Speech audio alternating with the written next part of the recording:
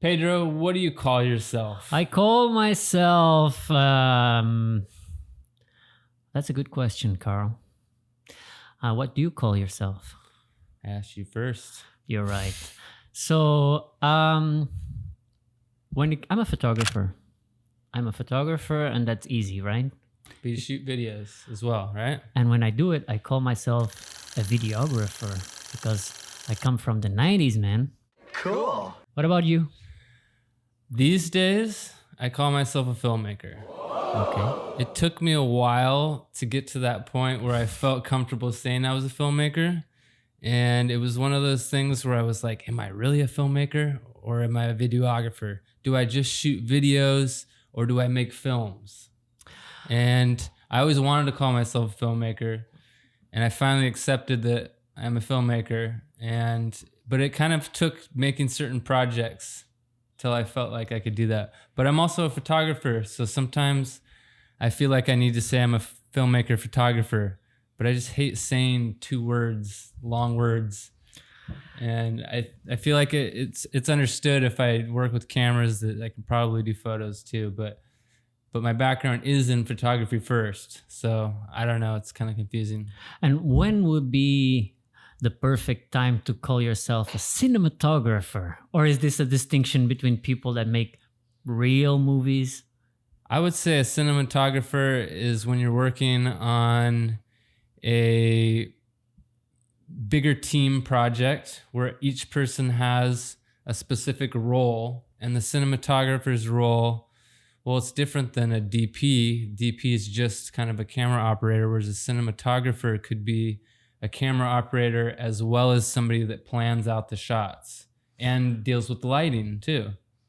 So when we talk about Steven Spielberg, what is Steven Spielberg? I think of him as a director. Director. Yeah. So give me an example of a cinematographer. Roger Deakins. What about a filmmaker? Peter McKinnon. No, YouTuber. YouTuber. But I would call a filmmaker like Wes Anderson. Oh, interesting. I don't know. What about a videographer? Is that Videographer is your local wedding videographer that just shoots weddings, and a weddingographer? weddingographer. Yeah. Yeah, I don't know. I think a videographer, to me, I just think of somebody that shoots videos but isn't in the film industry. All right. Makes sense. Makes sense. What about going a little bit larger and going to the creator spectrum? So who is a creator? Am I a creator? Is God a creator? Who is the real creator? Yeah, I mean, I feel like these days the term creator is used pretty broadly for anybody that puts out A drawing. yeah, and like puts out any kind of content on social media, probably mostly, or YouTube. It could be an Instagram influencer, could call themselves a creator. And in my mind, I don't know how much they're really creating. And I agree that you have to call yourself something, but every time I hear creator, it's really the one that annoys me more. Yeah. What about content creator? Annoys me less. Less? Yeah, less. Oh, wow. Yeah. Because me- creator is like, I am the creator. Yeah. It's It like- sounds kind of weird. Content creator, though, I feel like it even cheapens it further. Like That's good. Because it's maybe kind of cheap stuff we more do. humbling. Yeah. I call myself a content creator sometimes if I'm talking to a client that seems like they would be more receptive to that they want to create content for their Instagram. You can adapt to the. I'm a content creator. You can adapt to the client. Exactly. He wants a cinematographer. I can I'm a be one. Yeah. cinematographer. Well, I know f-stops and shutter Yeah. speeds. You need a and- director? I'll be a director today. Yeah, I can do that. Yeah, because as a filmmaker, you can be any one of those things. A DP, a director, a producer, a screenplay writer. They can all be filmmakers. That's true. It's pretty broad. And they're all creators. And they're all creators.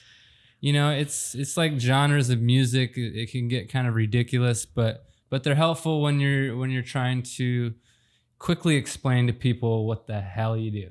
And so it's nice to have your like this is my answer. Your little elevator pitch or whatever. I'm very literal. So when people say filmmaker, I'm like, film. I think about celluloid and like. Oh yeah.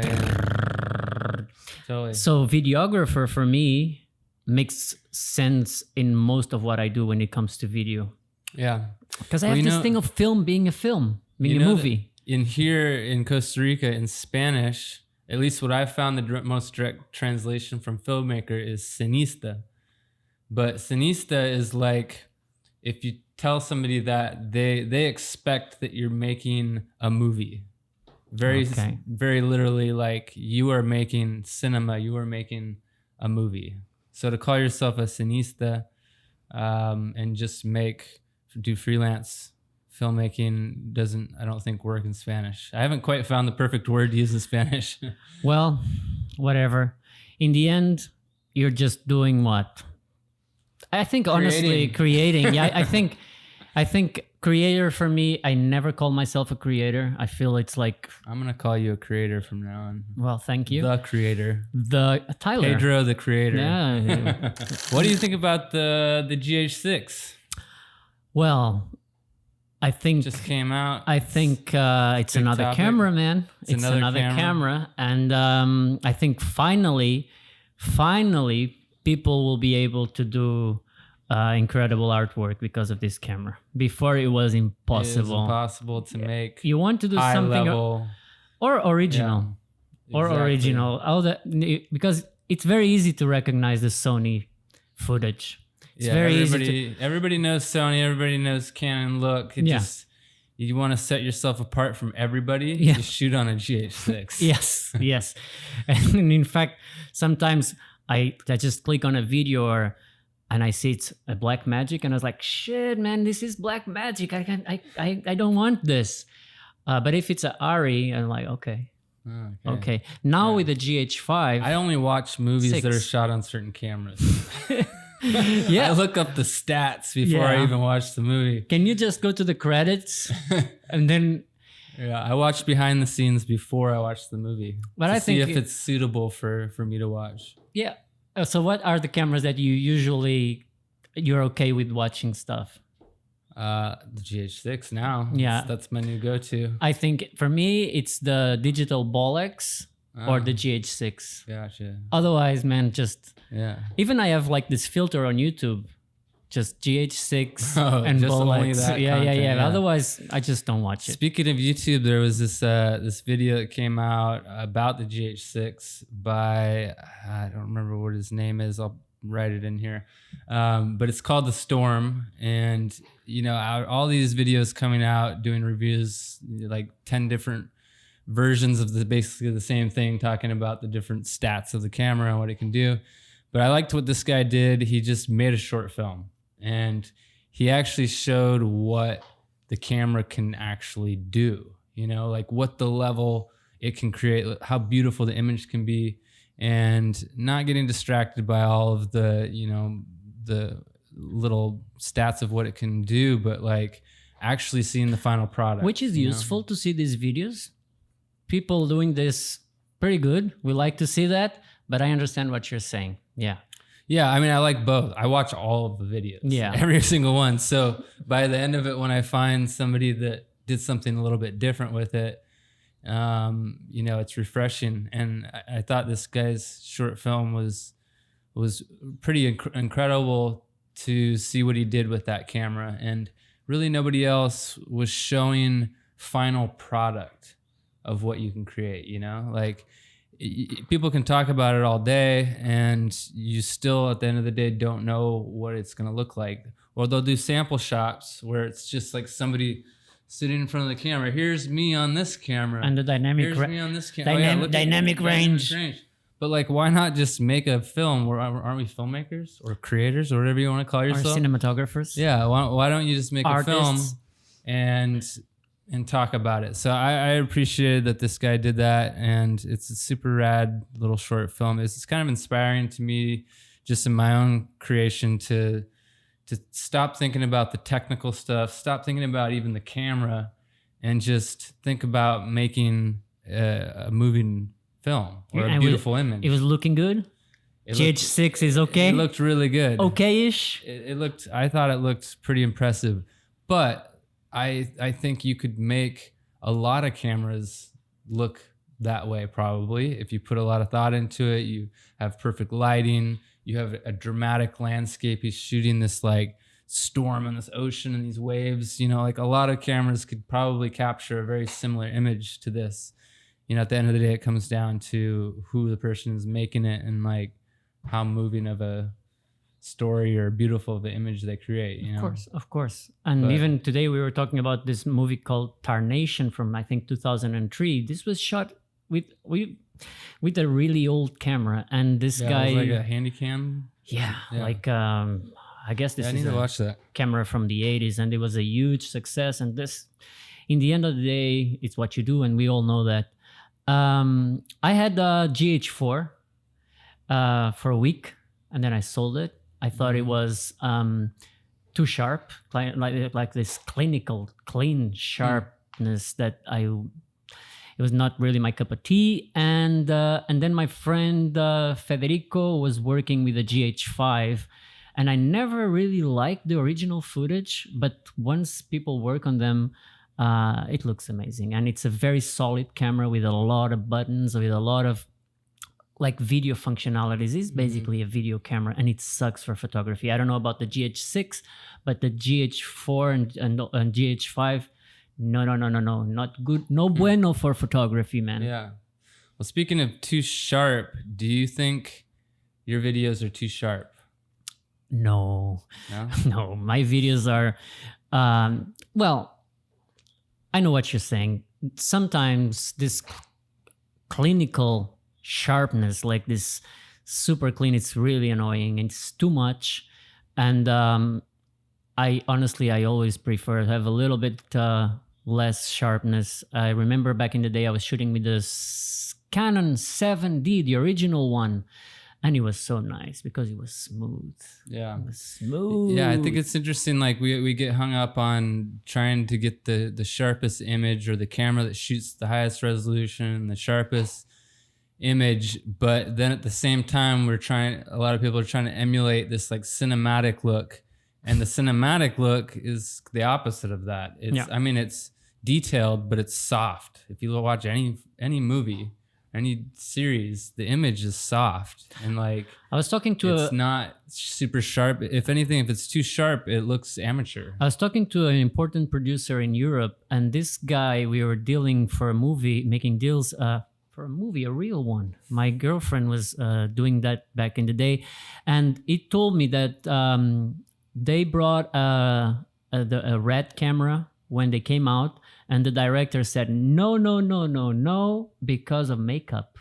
You could see the makeup, and it was a no-go, so they went to Ari. Yeah.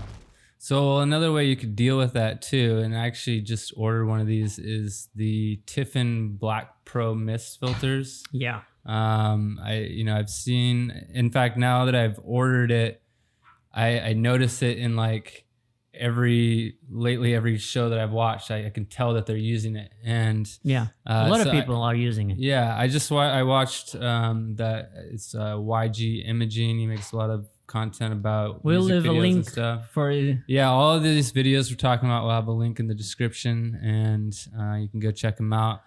But yeah, he talks about like your videos are too sharp. Put on one of these, what they call diffusion filters, that basically soften the image, and they make skin tones a lot more soft, and like that you don't see all the pores and imperfections. And then it also does this really cool thing that I really like, kind of more of a stylized look of like blooming the light sources behind you. So like if there's a light bulb or even the sun or any light source, it'll kind of soften and like bloom.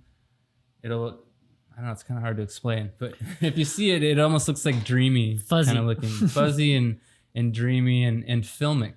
It kind of like emulates what film and old lenses used to do. It's funny because these things have been used for ages, like Vaseline.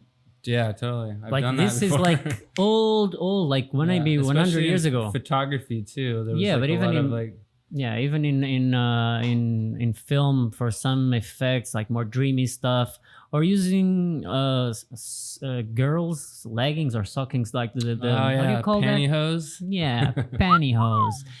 Those are very, very effective. A friend of mine, fashion photographer, like really, really, really top fashion photographer. This guy did a shoot recently for a big, big brand, and he wanted this 70s look, like 70s Ferraris and the clothes, and he just put one of those pantyhose in front of the lens, and it was amazing. Yeah. Result is really amazing. Yeah, I'm excited to. Well, we got the leaf blower coming by. The leaf blower. Okay, guys. So we had a leaf blower here. It was really cool. Every time we do this, we have something. Yeah. At least for now, there's something happening. And By the way, also we're filming with natural light completely. Of course. Which looks really nice, but like, I mean, it's a cloudy day today. It's kind of, maybe kind of perfect, but when the sun's completely changing, you'll probably notice it moving around a little bit. And we need to talk about this our setup, because we'll be talking about YouTubers sets and yeah, we need to do something on ours maybe. I don't know. Ours is pretty simple right now, but this is kind of our first video in this format. I think I'm out of the frame most of the time. I'm talking here. Oh yeah. Anyway, not a big deal. So let's just finish the question about the Pro Mist. Yeah, so I have a Pro Mist coming in a few days. I got some step down rings so I can fit it on all my lenses just with the one filter. And we can try it out on the podcast. And I mean, I'm probably going to start playing around with it a lot. So we'll see if it makes that big of a difference, or if it's too stylized. I don't know. Yeah, we'll maybe we can talk a little bit about it when you try them. Yeah. Okay, this is not sponsored, by the way. What the fuck? Oh, trying to be a YouTuber, man.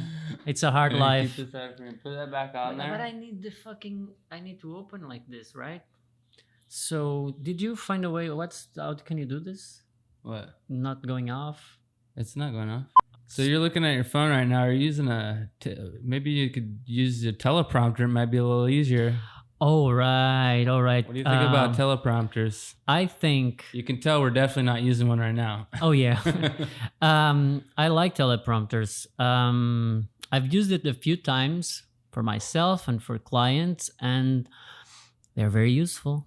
People on TV use it all the time. News anchors, politicians. They do like this, and I want to talk about this, and I want to talk about that. And then you realize they are reading from here and reading from there. There's multiple teleprompters. Most of them suck, but there's someone in this universe that doesn't suck with teleprompters. In fact, we've seen a masterclass from this dude. It's called Gerald. Undone. Gerald Undone. It's crazy.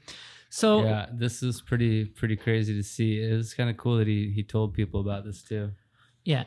But it is crazy because most of the people using teleprompters, they don't want other people to know they're using teleprompters. It's like a little secret. And I love that he talked about it so openly. And then this guy gave us a lesson of how to use it. It was incredible to see. Props to you. It's like fun also. He's a funny guy. But well, it makes sense too, because I'm always so amazed at how he remembers all these numbers and like exactly how things work and how fast he explains it too. I'm like, this guy is a genius. And it's so funny that that he's not a genius, but he's reading that script that he wrote. Carl, you've used teleprompters. I did it with you. Yeah, I suck at teleprompters. But you did it. You were operating a camera with a teleprompter. Oh, operating a camera with a teleprompter. Yes. Yeah. And I've seen all his videos and I never thought about it. It never crossed my mind. Of course he's using a teleprompter. Of course, lots of people are using teleprompters. I thought it was really cool, and I think it goes into this also the YouTube spirit to show people what you do. Yeah. And he was using a little phone, right?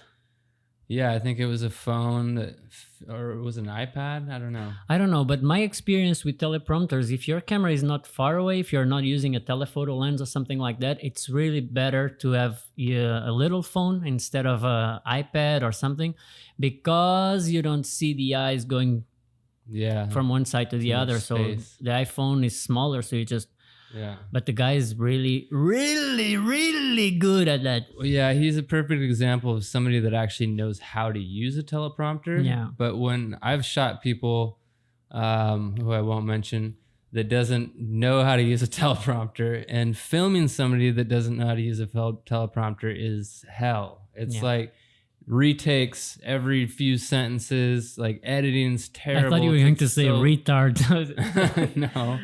But it's just like I because of that experience, shooting somebody that wanted to use a teleprompter but didn't know how to use one for so long, I just kind of hate teleprompters. I had like a bad taste in my mouth. But after seeing Gerald Undone, pull the curtain away and show how he uses it, and also knowing his content and his videos, how good it is, I'm like, oh, I need to use a teleprompter. I think we should challenge ourselves and make one segment using a teleprompter. All right. Maybe for our next video. You got to go find a teleprompter. I have one. Oh, you have one? Yeah, I bought it from Matt for $30. That's right. A broken one. Yeah. It's working. We just need like a huge screen right here with just with somebody else. We'll hire somebody to run it and like flip through. But if you have a huge screen, you really need to do cues. This.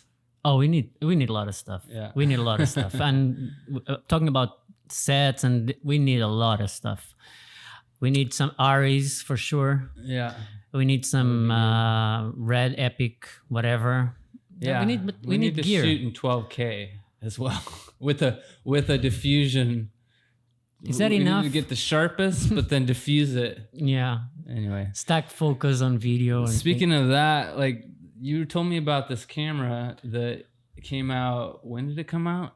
Oh, wait, it came out a long time ago. It was the Hack. The Hack, but that camera is like from the not 90s, but you mean the Canon EOS M? Yeah. No, it's not 90s, but I don't know, man. It's probably early like 2000s? six or seven. No, 6 or 7 Okay. years. Okay. Well, this is really, really it's cool. It's a point and shoot camera. No, it's interchangeable lenses on it. It is. Yeah. It is interchangeable, but it's a small point and shoot camera. Yeah, for like a couple $100. Yeah, you can get it secondhand now for $200. And why are we talking about this? Because you can shoot raw. Not photos, raw video. Raw video, yeah. And which is kind of 12-bit or more. Like I think there's even an 14. option for 16-bit. Yeah. But with a huge crop. And this is not new. This is it's Magic Lantern. Yeah. Which I used on my old 5Ds. I didn't Me too. use it for that reason, but it's a pretty incredible, third-party software for Canons. And I don't know who figured it out that camera specifically. A Russian guy that could hack into.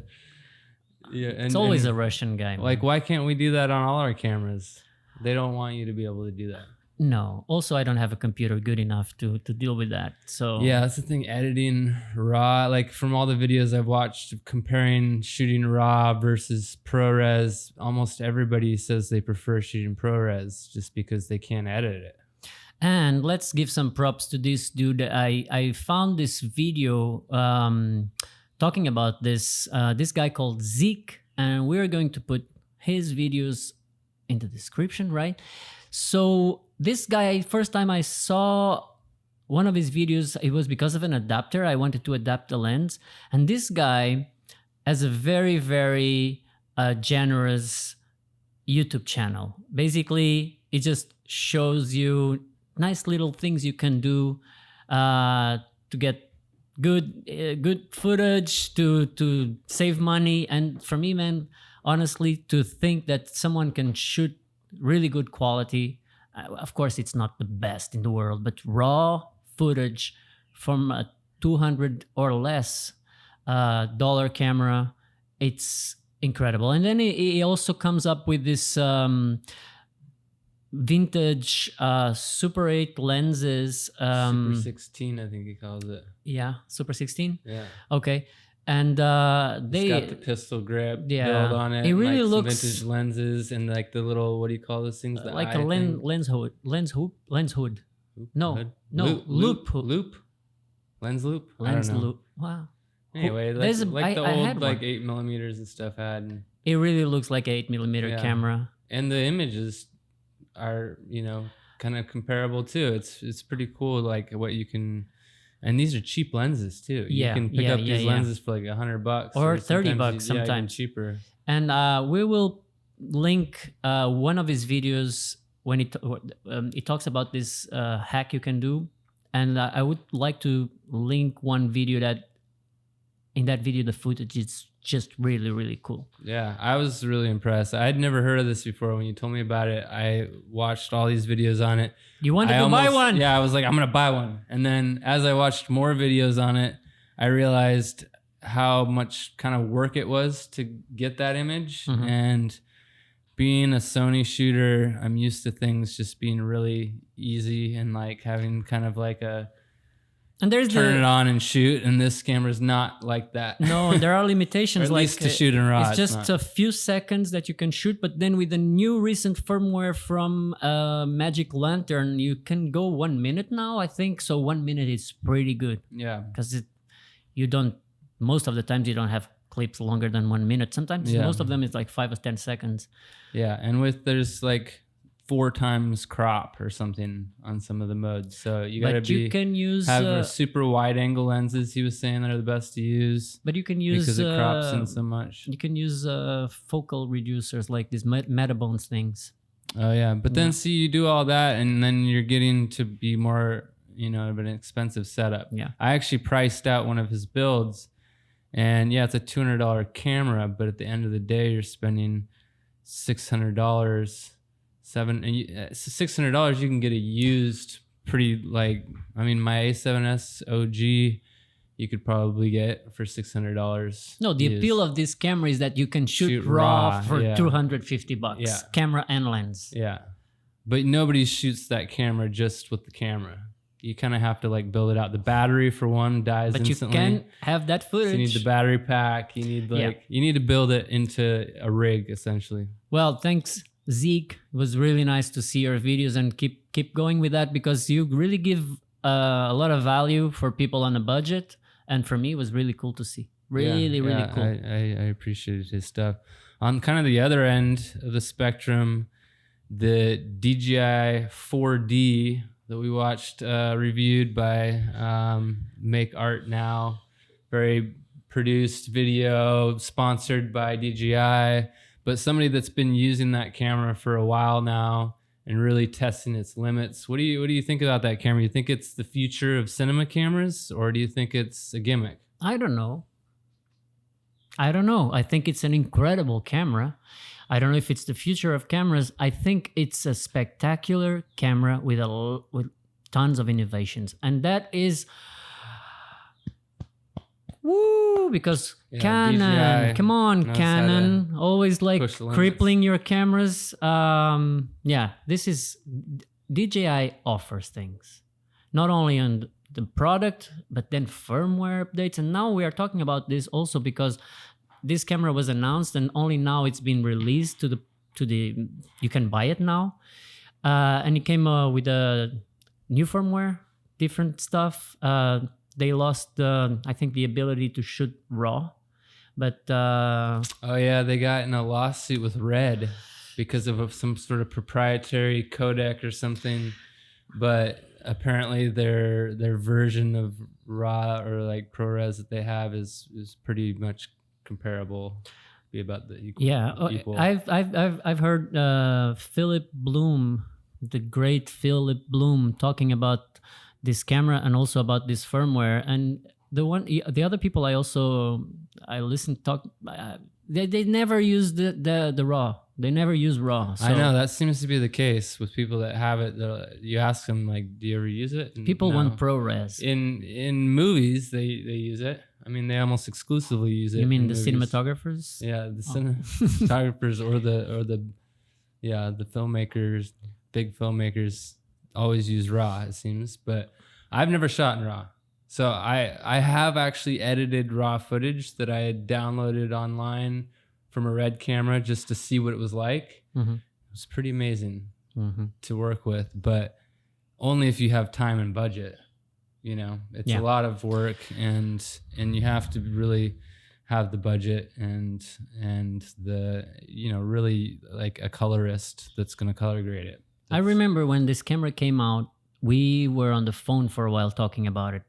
And I remember our conversation. We were like, for me, when I heard about the camera, I was thinking, okay, there's for sure a couple of things that the camera is short. And I couldn't find any, like nothing. Yeah, it seems like it checks a lot of the boxes. And the fact that it's got a gimbal on the camera, but not only a gimbal, they had to step it up that it's a 4-axis gimbal. Yeah. You know, that like, you know, even the new Ronins, you can't do that without getting like a whole vest and like an arm and everything. So the video that you to be able mentioned, to run. yes, the video that you mentioned, the guy is running full speed. Yeah. And it's smooth. It's perfectly smooth on long lenses. He's testing it on like up to like 100mm lenses and still able to get good results. What's the name of that channel? Make.Art.Now. Yeah. Yeah. And okay, image quality looks amazing. Yeah. That 4-axis stabilization, whatever. It's a camera you can just grab and go. Yeah. You can literally turn it on and it's got everything on it. It's already rigged and it can serve so many different purposes. You could shoot an entire movie or documentary with just grab that camera out of your bag and go, you know, but no setup. I've heard it's heavy as hell. Well, it's a big cinema camera, you know, so it's definitely a whole other beast compared to a mirrorless camera. And there's, you know, not a lot of people have use for it. You know, for me, if I was going to do something like that, if I was getting into producing like full-length documentaries or something, and I wanted to just have, you know, the best quality and also something that I don't have to like rig up and can kind of do everything, and you could just grab it and go. There's no cables hanging off everywhere. Yeah. You know, I would consider something like that, but like for what I do, it's overkill. Way overkill. Way overkill for me too. Also, there's this little, how do you call that? Oh yeah, the monitor, the wireless monitor. Yeah. It's pretty amazing. I've never used a wireless monitor, but for bigger productions where you have a director that's, you know, directing a DP, you know, it's necessary. And the fact that the range on that thing is like crazy. Insane. Yeah, but why would somebody really want to be directing from a football field away? I don't really know what the need for that range is. Well, talking about that, Nikon just released something that is difficult to understand. I don't know if we should go there now. I think it makes perfect sense. What's the purpose of that? And which is they have a beta version of electronic shutter, sound. Customize everything. Customize. Yeah. You have custom ringtones. Remember back in the day when that first started? Oh yeah. We should have customized shutter buttons. Yeah. And I think it will be a huge how do you say, a cornerstone for the industry to be able to take still images with sound. And honestly, I've seen other cameras doing this before. I had a Fujifilm X100S that was a leaf shutter, and they had like this. But now you can just put some farts if you want, or they say that you can record your own voice, so you can say yo, and then you just go into how do you call it? And you're like, yo, yo, yo, yo, yo, yo, yo, yo, yo, yo. Yeah, how fast can it actually play that? Yeah, 20 frames per second. Yo, yo. I like the cat meow. That was the news. That was the article. Yeah. But what you were talking about, what use that they were explaining what use it could actually be for like wildlife photographers? Calling birds. Now, you may have seen or heard what a loon call sounds like. I'll do a little bit for you right now.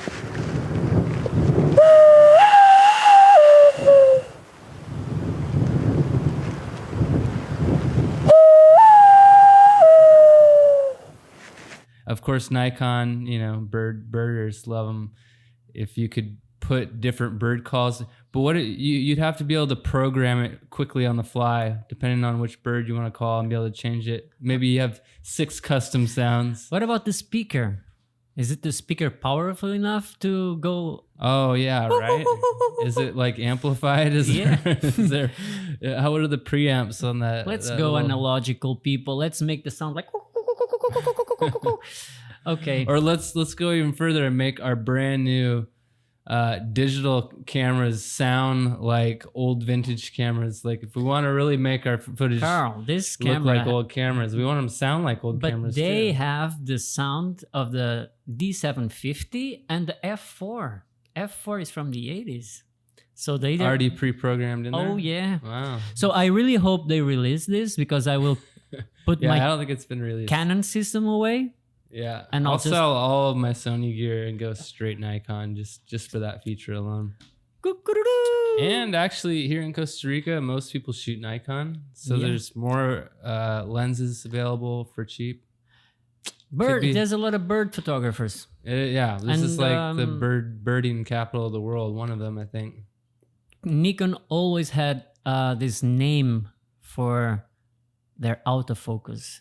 I remember I had a film camera, the F100, and it just felt so good. I remember the F100. Like I shot that when I was a school photographer. My first job as a photographer. You would go and photograph schools. That was actually later when digital came out. Before that, we were shooting all film. But yeah, I was shooting school portraits, sports teams, school prom, stuff like that. That's pretty fun. With the F100? Eventually, towards the end of working with that, we had the F100. It's an amazing camera. I shot with Nikon was my first camera. I think it was not my first camera. My first camera that I was getting serious about photography, I think was a D80 or something. Mm-hmm. And then the D90 was D80, the first. Yeah. The D90 D70. D70. That's what mine was. That was like the first like prosumer camera. Canon had the D300, and it's the D90 was the first camera with full HD in the market, like DSLR. Wow. Yeah. But when you were photographing with the F100, I'm sure you thought, I hope one day I have some sounds coming out of this shutter, not like like some nice sounds to make your students personalize your camera. It's all about customization. It's like those wrapped cameras. You seen that? They have like these stickers that you can wrap your whole camera with, like camouflage and stuff. Oh, I know. Yeah. I can't imagine buying a $2,000 camera and then putting why would you buy a cage if you can over. put some stickers? Yeah. Have you thought about it? Exactly. All right, so a moment of reflection, huh? Nikon, you're doing good. You're doing good, and we're happy that you're still here. There's a lot of good glass, I've heard. Yeah. So, is this it? I think that's it. I think we've probably gone way over time, but we're trying to keep it a little bit shorter. But we, as you can tell, jabber a lot, and it happens. But I honestly, we'll get better as we go. We'll get a little tighter. I'm very concerned. Format. I'm very concerned not with that. That's not important. I'm concerned with my posture here. I feel like Mine too. I'm like so leaning, and like my neck at the end of it gets all sore because I'm like trying to get my mouth on the mic. We accept suggestions, not only for our posture. I think we should both sit straight ahead. Let's try that. Okay. Maybe I need to hold this right here.